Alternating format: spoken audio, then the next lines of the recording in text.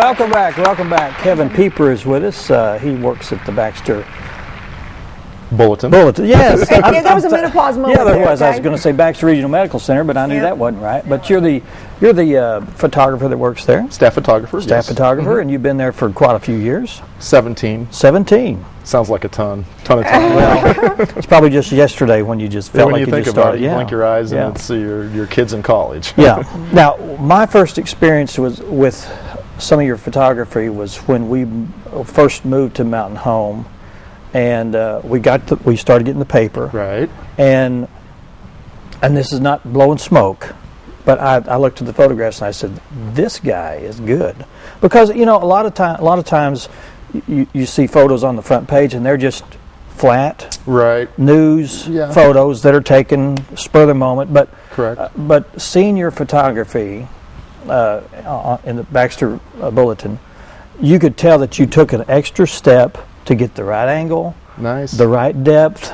the right lighting, or whatever it took to get it. It's nice to know that somebody actually recognizes that, because you put all that work in there. And I had a friend years ago that I would obsess about a photograph and be worried how it would reproduce, and he'd say, "Don't worry, it's going to be at the bottom of a bird cage tomorrow." So he tried to put it in perspective. But you're like, well, gee. I know, I really care, but that is true. But there, if you put two images next to each other, and you said, which one do you like? Quickly, same image, they will pick the better artistically composed or whatever. True. I mean, it's just in a person that everyone does appreciate that, regardless if it's in the bottom of the bird. I always kind of look at it this way, that subconsciously people aren't going to pick apart a photograph about artistic lines or things like that, but on a subconscious level, I mean, consciously they're not going to do that, but on a subconscious level, they're going to be able to see a photograph that speaks to them on a certain level because it is stronger. So I do believe that, It's interesting. So. Well, tell us about your book. It's called Connecting with Nature? Yes, it's called Connecting with Nature, Portraits and Essays on Nature and Man. And how many years of photography are in here, do you know? Oh gosh, that dates back to the old film days. So that book's interesting from a photographer's viewpoint. For photographers have asked me about it, but some of the images date back to the late 80s, early 90s with the old slide film days, like Kodachrome 64. And they actually stopped making that. When you look at those, though, do you say, I could have done better? Or do you say, that's good, that stood the test that's true. That's interesting. When I started out, I really judged my photography against like the best photographers, not down the block, but around the world, the National Geo guys and stuff. And you'd have to be honest with yourself, and a lot of times it wouldn't really meet that threshold. But every once in a while, early on in my career, I'd go, wow, that really is there. That's up there, and I was really happy with it. So I kind of started looking at what was working for me.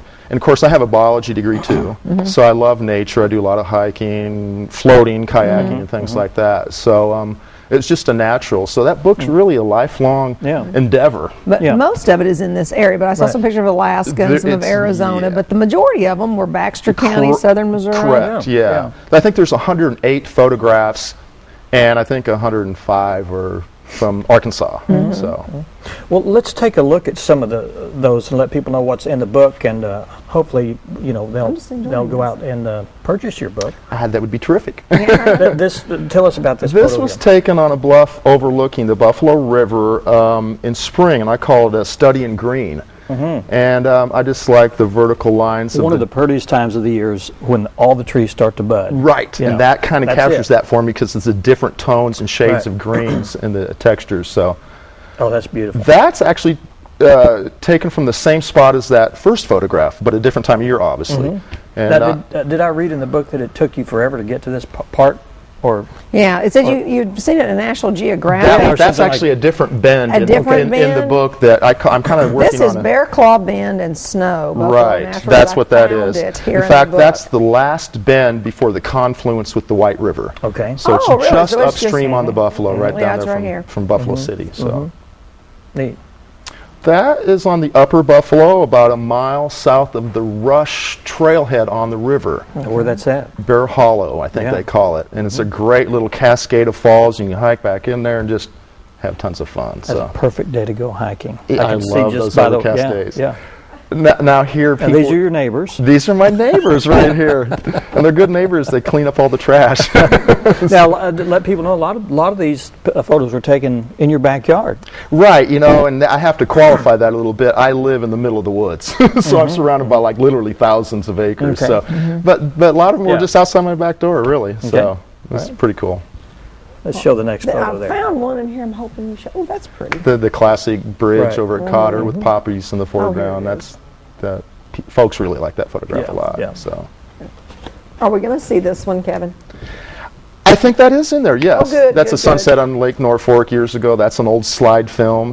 So in the book, there's probably about 20-30% are slide film, and the rest 70% are digital images. So. That's pretty in itself. Yeah. That's an abstract, and that's a straight-up photograph, no Photoshop trickery, of just the surface of a river in the fall, reflecting that. So, that's cool. Cool. Yeah. I call that river trip. Now I know where that's at. That's Rourke Bluff up by Steel Creek in the Upper Creek, Buffalo. So. And that was done at the part of the year, I think, probably right at spring when I don't know what that's in the water, but it's some kind of phosphates or what, that float? That turns the water that kind of turquoise kind of green, and it's so clear in the spring, too, because the algae hasn't started to grow yet. That kind of muddies up the water a little bit. That's a pretty place. Yeah, it's beautiful. Hotchins Mill up in Ozark County, Missouri. And that's actually considered one of the most photographed mills in Missouri. Oh, really? It's a really picturesque mill. Cool. So, it was snowing one day, and I said, I'm going to go up there and do a kayak trip. Before I do, I'm going to get a photograph. And so I waded out into the water. Now, do you take your camera into the kayak? I do, but I have waterproof bags and stuff. You take like it that. everywhere you go is what you really meant to ask. Okay, sure. So. Do you take it everywhere you go? Absolutely. Now this photo here. Now do you take a spray bottle with you? No. That's I know some photographers probably would. They do. They put a little drop of water on a pedal, the edge of a pedal, or something like that. But no, I mean that photograph. I was literally, and my wife will talk about this, but I was driving to work one morning. And I'm always looking like, oh, there's a cool photograph or something like that while I'm going off the road. Right. But I actually saw that on the side of the road one early morning, and I thought, God, I got to pull over and do that. So I really love that photograph. And that probably could not be done with a sprayer because it would probably... True. It probably wouldn't work at all. It's not the same as the real this moments. is the atmosphere grabbing a hold of the moisture grabbing a hold. Right. That was another photograph on the way home from work from the paper one night. And it was just a beautiful sunset, and I saw this tree silhouetted, and it's just post oak and sunset. Cool. So that's the one. This is one of my. Of course, they're all my favorites. How can you pick one child over another? But I was flipping there. I thought, oh my, that's the one I stopped on. I mean, I stopped on several. But that's a willow tree releasing its seeds in the summer. So it was a big gust of wind came by, and actually we had just got done with a float trip. I was loading up all my gear, and a big gust of wind came and blew all these seeds off this tree. It just looked like it was summer snow almost. Yeah. Really crazy. So I really love that. Yeah. That's neat. I really like that one. Cool. I guess that's it. Well, I'm glad that one was included because that was one that really caught my attention. They're beautiful, beautiful photographs. And that's just a small sampling of what you have in the book. Correct, yes. Now, the process to get this published was a long arduous, tedious, a lot of work. Not tedious. Has it been a dream to do this? Yes, right. I mean, of course, as a photographer early on in my career, I mean, great to do a book some year. And over the years, folks have stopped me and said, "Are you going to do a book? You need to do a book. Why don't you do a book?" So, I mean, with all that kind of there, I just decided to do it a year or so ago, and it was. And this has been out for, I think right around a little bit more than a year now, a little before, yeah. So, and the response has been really terrific. I've had some folks write me some nice reviews and things like that. So, and what I like about it too, it's a photography book, obviously, because I'm a photographer, but it does have poetry. I write a little poetry once in a while, and some essays too from over the years of just some of my encounters out in nature. So, and folks have really liked the actual essays and poems too. So I've kind of said, yes, that's good. An artiste, all around artiste. I don't know about that. This book is. Did you say it was available on Amazon? It's available AmazonBooks.com. Okay. My website Pieper.com. Hastings Gaston Visitor Center. Okay. Do you have some copies in the Baxter Bulletin for people to stop in there? There is. Okay. I've always got a couple copies in the back of my truck. Okay. In case somebody says, I want in a case book, we you want never them know. autographed? Yeah. Well, yes. Yes, how nice to be autographed by the author. These are really, really nice. There's There's the one with the wheel. And see the little pole? Yeah, the little poem there. The little poem. Yeah. Very, very nice. I can read it. Read the poem. And with my glasses on. Dew-drenched silk dazzles in the damp dawn, each droplet a prism inviting rainbows to see. And then the blink of an eye, entangled in its beauty, spinning round and round, spokes and wheels turn, ending at the beginning. That's nice. Very nice. Very nice. Are you working on book 2? You know, everybody says that. When's your next book coming out? I'm still trying to sell some of these books right here. I was like, another 20 years, I have folks. started compiling photographs of what could be a book 2. Yeah. So, you never know. But it's a good possibility.